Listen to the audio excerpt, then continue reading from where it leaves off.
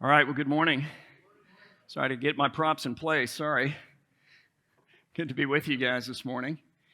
I'm going to do something today that I don't think, at least, that I've done in the past. Like, I've been here for more than 20 years, and my memory is not as good as it used to be. So, maybe some of you long-timers will go, oh, no, that's not the case, because in 2002, that's possible. But here's what I'm going to do that I don't think I've done in the past. I'm going to talk about wealth and money and possessions for 2 weeks in a row. So if you are new to us and you were here last week and now you're here and you're going, man, they talk about this every week. Next week we're talking about prayer, so don't worry. Now, I have done this in certain seasons of time in which, for example, we wanted to build a building. We looked at our facilities and we went, okay, for the sake of our strategy, for our mission, for our vision, for our purposes here, for what God has called us to do, we need to renovate this, we need to build this, we need to buy that. So like 10 or 12 years ago, just to give you my favorite example, we bought a fourplex 6 blocks south of here.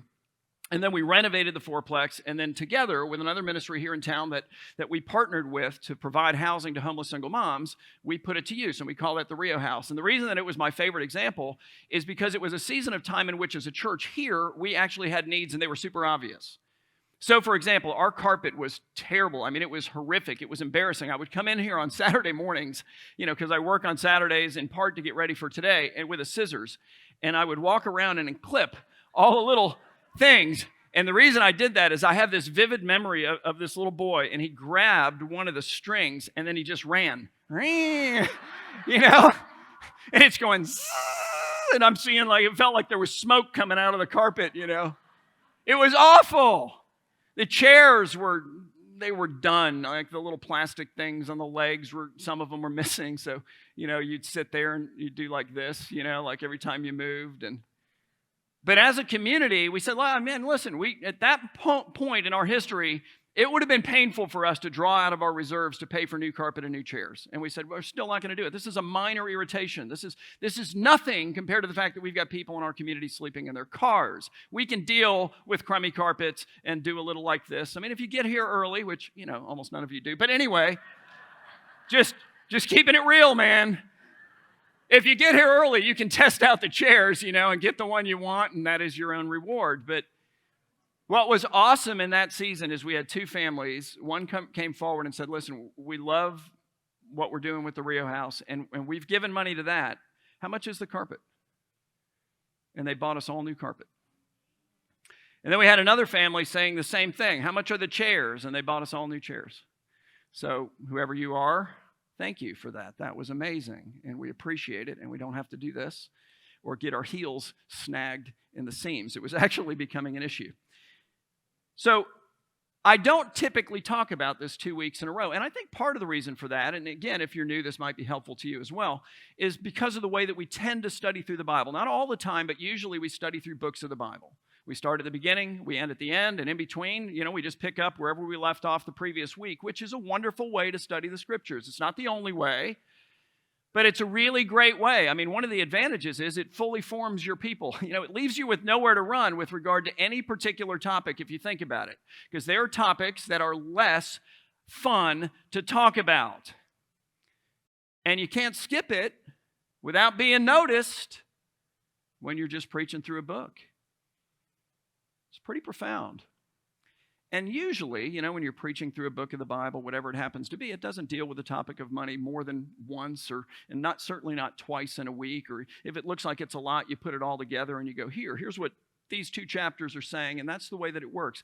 But what we're doing right now is a little bit differently. So what we're doing now is we're studying through some of the parables of Jesus, and maybe what you need to know today is that 42% of the parables of Jesus are either directly about money, or they take money and use it as an example to teach a spiritual lesson. 42%.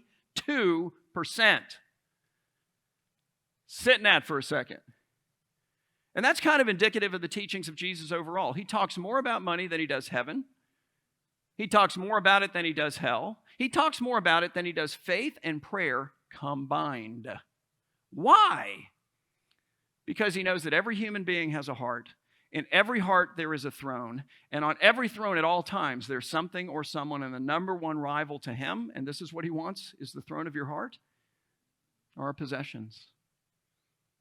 It's our wealth. So the question for us today is not, does Jesus talk a lot about money? He talks way more about it than I do. the question is, when Jesus talks about money, do we listen to what he says? And I hope that you are listening today, because Jesus is going to come to you with investment advice, and this is the single greatest investment opportunity in the universe. If it's true, there's no way around that statement.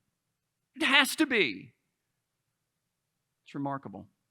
So we're going to look at a parable today that we find in Luke chapter 16. And Jesus in Luke chapter 16 is talking to a large crowd of people. And there are two different parts of this crowd that are singled out in this particular chapter. So you have the Pharisees, who we'll see toward at the end of the study.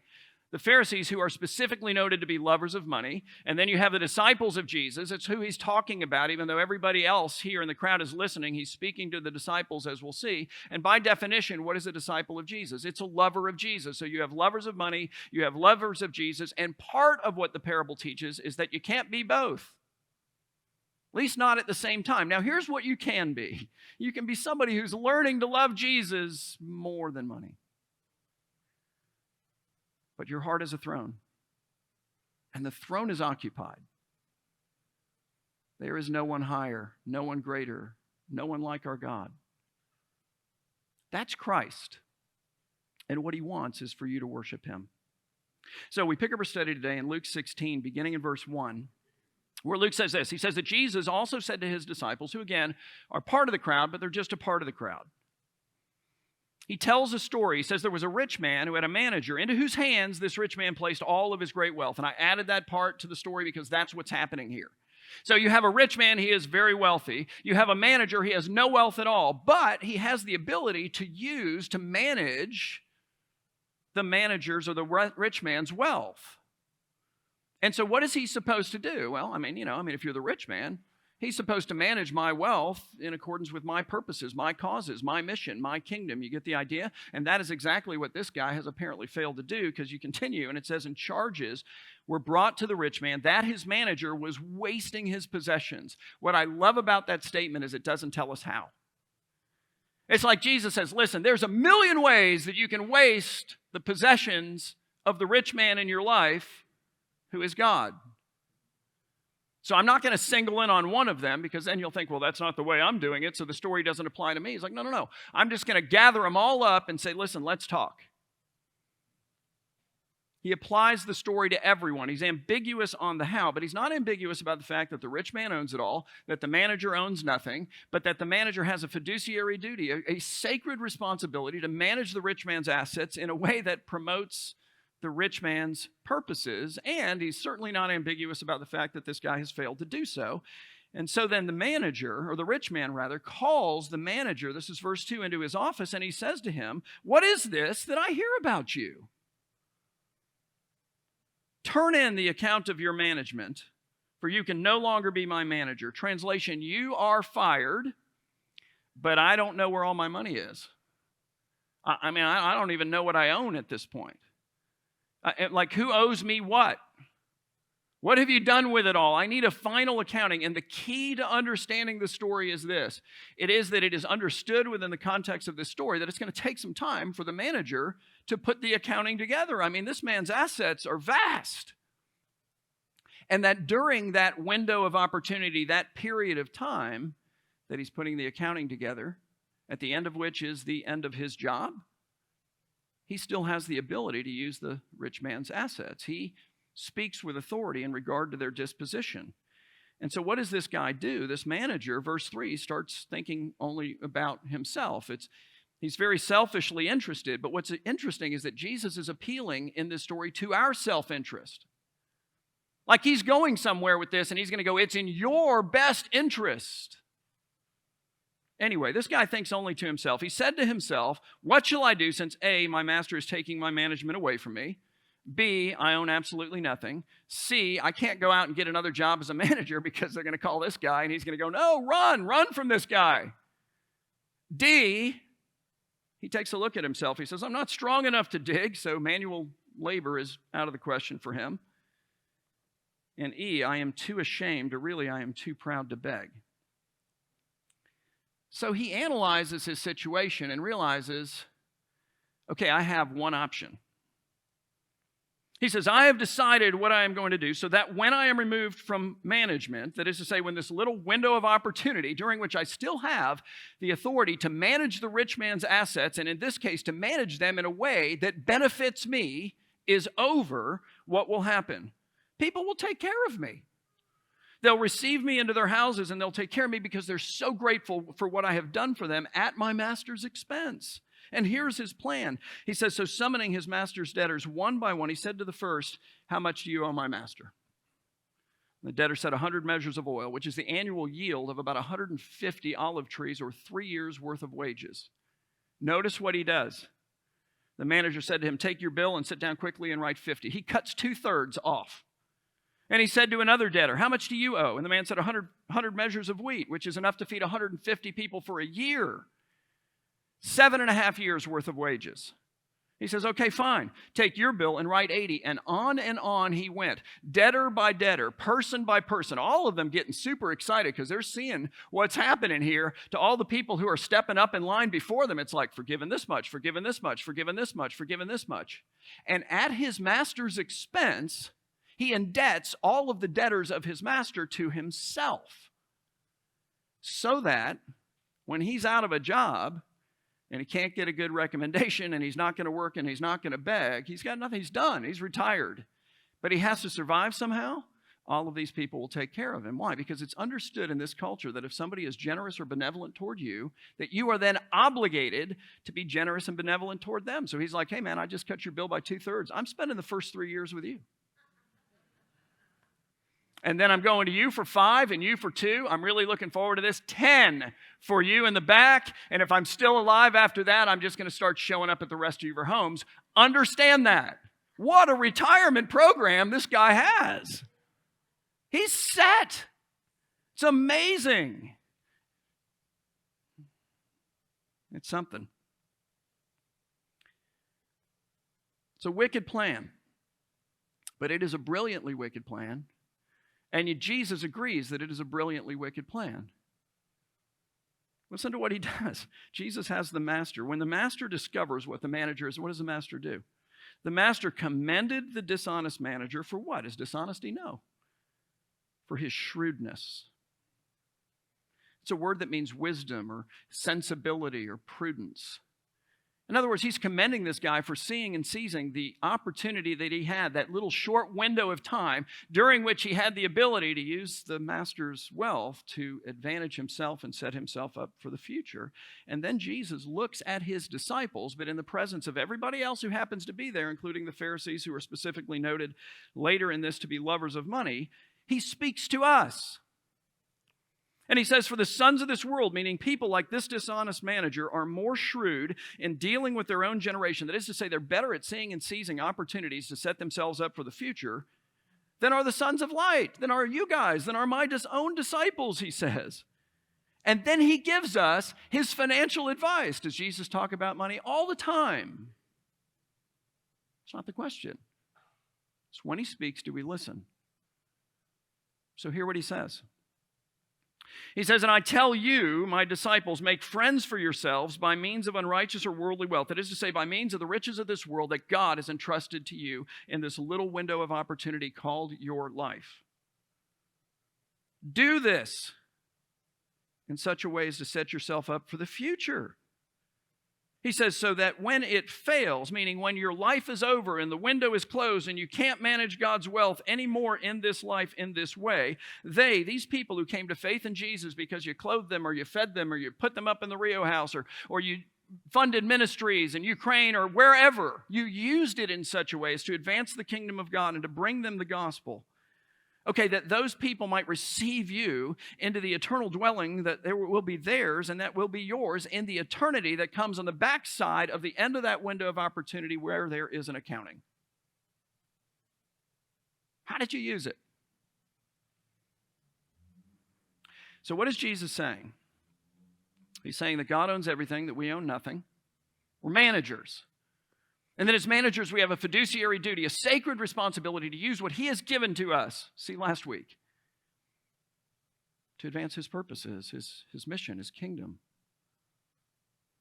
He's saying that we have a window of opportunity to do that. And the window of opportunity is the life that we're living right now. And what he's trying to get us to do is to see and seize the opportunity that we have right now to do exactly that. To use his wealth to set ourselves up for a reward that lasts forever. That's why I have the rope up here with me. I know that was weird. I come up with a rope. You're like, what in the world? About every 4 years, I break out the rope. I did. Oh, thanks. He digs the rope. Right? Like, I texted our facilities director. I'm like, hey, man, the rope with the red tape on the end? Like, do we still have that? And apparently we do. But I want you to let this rope represent your eternal future. Like, you're going to live forever. So this is forever, which means the rope's too short. If you think about it, it's a rope that never ends if it's going to accurately represent it. But I feel like we've got enough footage here to make the point. What's the red part? It's the part you're living in right now. This is your life in this world, the red part. What's Jesus saying to you? He's going, why do you only focus on the red part? Why is the red part the only part you think about? Like, why do you work and work and work and save and save and save so that if, and it's an if, you make it to the last half inch of just the red part, you can enjoy it? Nothing wrong with working hard. Bible commends it. Nothing wrong with saving. The Bible commends it. Nothing wrong with enjoying what God has given. The Bible commends it. He's just going, but guys, what about all this stuff? What are you going to do with this? What about this? Why do you spend all of your time and energy and effort and so forth in the little bit of time you have? The red part? Storing up for yourselves treasures that you're going to leave entirely behind at the end of the red part, when you can instead use it to store up for yourselves treasures that will actually be yours and that you can use for forever and ever and ever and ever. Look, if it's true, that's as good of a deal as you can find. It's better. And it's not just the shrewd thing to do, the wise thing to do, the prudent thing to do, the sensible thing to do. It's the faithful thing to do. He's calling you to be a faithful steward. He's calling me to be a faithful steward, unlike the unfaithful steward. We don't have to be dishonest. It's dishonest when we don't do that. Listen to what he says, verse 10. He says, one who is faithful in what? A very little. What is he referring to there? Everything that we amass in this life. He's like, I don't care if you're a billionaire. It doesn't matter. It's just a little. You're going to leave it all behind. What is $1 billion compared to $1 that you're able to have for eternity?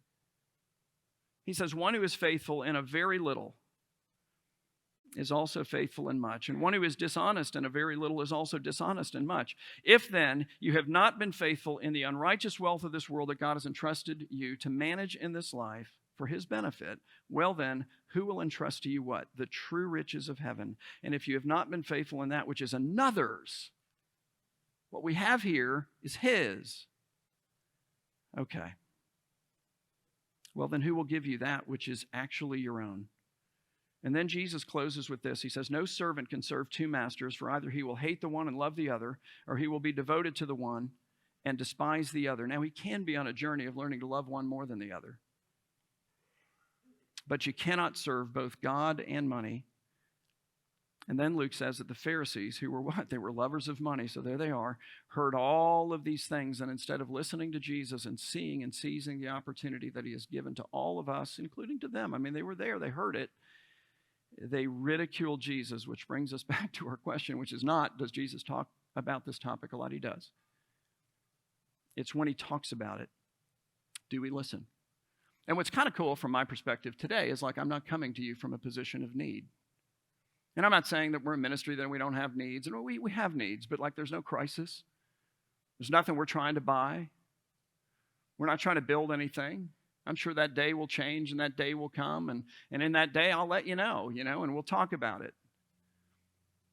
So from that position, it's kind of nice for me to just go, are you listening? The Bible comes to us and it talks to us about this thing called tithing. It's like we're all allergic to that topic. There's a heart, there's a throne, there's a something, there's a someone on it. God's like, listen, 100% of it is mine. I'm going to let you keep 90%. And for your spiritual good, here's what I want you to do.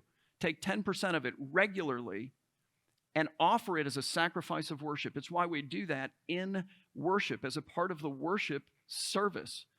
Because honestly, every one of us, me too, needs to take this and go, here, you're higher, you're greater.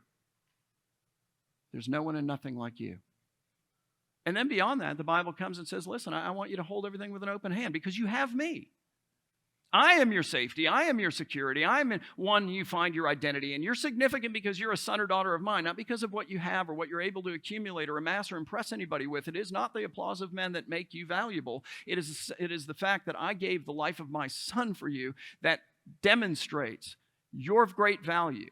So that's settled. Hold it like this and then use it as I tell you. What are you passionate about? What do you love? What burdens has the Lord placed on your heart? Have you looked out to see what the Christian community is doing in this community and around the world? MTW, great example today. But we have ministry partner after ministry partner after ministry partner. I got a call from a friend of mine, or actually texted me, okay, what do you know about this guy? What do you know about this ministry? What do you know? I gave him all this information because he's looking to invest in eternity. Lord, what do you want me to invest in? How do you want to use me? Both my gifts and talents, and oftentimes that's the more valuable thing. But then also in our dollars, that I might be broken of the undying temptation to trust in this instead of you. Jesus talks about it. Do we listen? So when I was a kid, my dad, who's a commercial developer, back then he's retired now, but now he just collects rent, which is an awesome way to live, by the way. So think about that, okay? But back in the 70s, when I was, 12, 13 years old, as investments, he bought some fruit groves. So he had an avocado grove, he had a lime grove, I probably had other groves I didn't know about. But what that meant for me as a kid of 13-ish is that occasionally on a Saturday, I had a job. And I didn't want the job, I'm going to be honest. I did not want to do this. But my dad has a whistle. I think pretty much every dad has a whistle. I have a whistle. It's the whistle that you use when you go to the store with your family and everybody goes in 19 directions and you're trying to figure out where they're at, and you use the whistle and then they're like, hey, we're over here, and then you find each other. Well, on those Saturday mornings at about, 6:45 a.m., meanwhile, I want to sleep till 2 p.m., but anyway, I'd hear the whistle. To this day, the whistle irritates me, okay? I'm 56. I don't want to hear the whistle, Dad. He's watching. I'd hear the whistle from down the hall, and I'm like, oh, no, it's one of those days, And so after the whistle got louder and closer and louder and closer, and then I was stripped of my blankets, and they literally put ice cubes in my underwear at times. There were all kinds of things that were needed to do to compel this moody, lazy teenager to get out of bed, and that's exactly who I was in that moment. I'd finally get up. My mom would have breakfast. I'd eat breakfast, and she would have this cooler made, and it was full of Gatorade and sand. There was enough food for 5 people for 3 days. And we'd throw it in the back of this old truck that we had as a third vehicle. I so desperately wish that we still had that truck. That was my first vehicle, Ford F-150. Loved that thing. It's a classic now. No idea where it is. And we'd drive out with some machetes and gloves and stuff to one of these groves, So we'd get to the grove, and we didn't speak the whole way there because, first of all, we're men, and secondly, I'm trying to sleep, So we'd just get there. I knew the drill. I'd get out. I'd unlock the lock and take off the chain, and then I'd open the gate, and then he would drive the truck in, and then I'd get in the truck, and then we'd drive into the grove, and we'd stop wherever he wanted me to start for the day. And my job was to go in between the trees with the machete and to cut down the stuff that's growing up in between the trees. Because the mower could mow the rows, but the mower couldn't get in between the trees in the row. And so stuff would grow up, vines would grow up, whatever. So my dad, who realizes what he's dealing with in me, says, look, I'm not going to pay you by the hour. So here's the financial arrangement. I'm going to leave, and then I'm going to come back. And I never knew when, by the way. I had no idea. This was way before cell phones, guys. If I needed to get a hold of them, what happened one time is I'm hacking away with this machete and I hit a branch and there was a wasp nest. And the wasps just, like I threw the machete. I'm like running, screaming. I got like 5 wasp bites on my arm. I had 3 up my neck and 1 like by my ear. My face blew up, my arm. What am I going to do? I iced it down and went back to work. I mean, that was the only option I had. I'm going to leave. I'm going to come back. When I come back, here's what I'm going to do. I'm going to inspect your work. I'm going to look at how many rows you did, and I'm going to see if you did a good job. And if you didn't do a good job or you didn't get much done, you just sat here for 6 hours throwing stones at a sprinkler and see how many times you could hit it because there's no video games. There's nothing else to do, honestly, out there, and you're by yourself. Then you're not going to get paid much. But if you kick it into gear, you could actually get paid more than working by the hour. And most of the time, I was hating being there, but I was there anyway. So I thought, well, heck, I should make some money. And I did. But what made it work? One thing. It was that I believed my dad to be a man of his word. He spoke, I listened. He said, hey, you know what? I'm leaving, I'm coming back. I'm like, yep. He said, when I get back, I'm going to inspect your work. I said, yep. When I inspect your work, if you've done a good job, I'll pay you more. I thought, yep. When I get back and I offer you, I can afford it. I'm thinking you bought the Grove. I'm 13. I'm cheap, man. Like, I'm not going to cost you much. What is it going to, it's like a $40 day, in 1976? That's big time. You can do it. That's what makes all this work too. Jesus is either a man of his word or he isn't, and that changes everything. Everything about the way we behave, everything about our attitude toward this topic, and everything about what we do and what we do reveals what we think. Doesn't it? So what has he said? He's like, hey, God, he's the rich man in your story. He owns it all. He's entrusted it to you to be managed. And you can live off of it, of course. You can enjoy it, understood. The manager's needs are met. The manager has a certain kind of like, got it. But he has given and entrusted it to you to be managed in accordance with his kingdom, with his purposes, to advance his mission. And hey, here's the deal. At the end, there will be an accounting. He'll inspect your work and what did you do? And he will reward you. And oh, by the way, he can afford it. If you think about it, it makes no sense to just live for this if this exists and if Jesus is truthful. So the Lord speaks. Talks about all kinds of things. Next week, he'll talk about prayer. You're welcome. But he talks about this. He's challenging your heart. What's on the throne? And he's offering to reward you for the use of what he himself has given to you. My goodness, how awesome must he be? Let's pray. Father, we thank you that you are a generous God. Lord, you withhold nothing from your people. If you did not withhold your Son from us, what else will you withhold? God, we praise you for Jesus and for the generosity of a life perfectly lived and then laid down as a perfect sacrifice in place of all of our imperfections, covering our failures and our idolatries and all the ways that we have sung. There is no one higher to someone else, to something else, and usually to this. God, increase our faith. Let us see you. Reveal yourself to us so that it is undeniable that you are the single greatest being in all the universe. That if we possess you, we have everything. If we don't possess you, no matter what we have nothing. And give us faith for your kingdom. Let us find our identity in you, our security in you. Let us believe you when you speak and then not miss the opportunity to be used of you in this life in a way that generates friends for all of eternity. Do this, we pray, in Jesus' name. Amen.